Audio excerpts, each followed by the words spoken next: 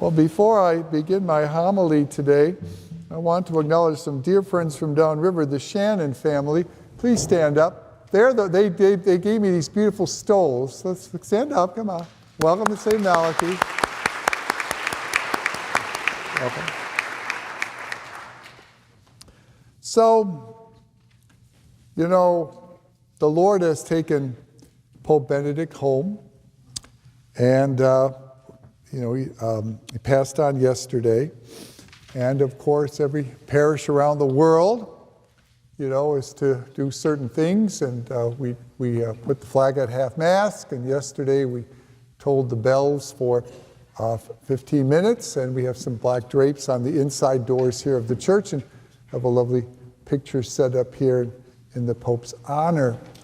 Pope Benedict was a theologian. He wrote a lot of books. He wrote about some very heavy topics in theology, topics that are above my head, and I'm 6'5". But one of the things he wrote, the first thing he wrote as Pope, though, was basically something very tiny, and it was all about love and faith.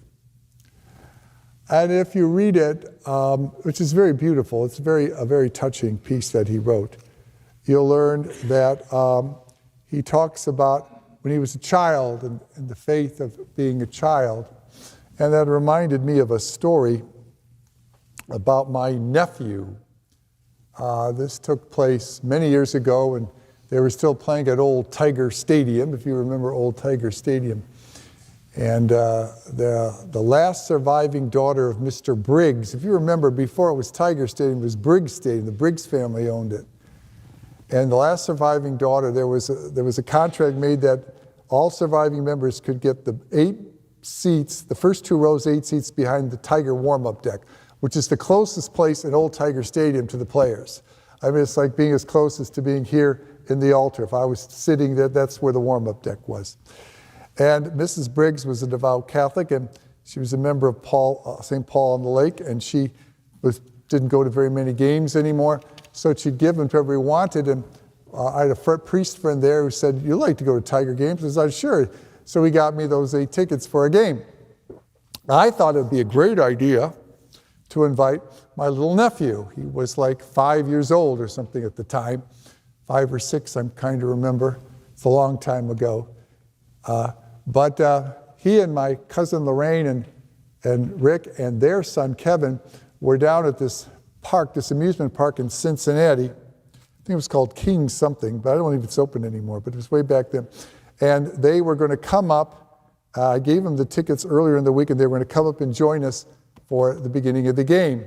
And meanwhile, my sister, the mother of David, came with me, and some buddies of mine were with me, and we were all sitting there. And of course, the game came, and Lorraine hadn't arrived yet with the boys. And of course, my sister's very upset because she wanted her boy to see the whole game. His hero was Cecil Fielder. Do you remember Cecil Fielder? Not the young one, the old one. Well, old Cec, first inning, he pops a home run.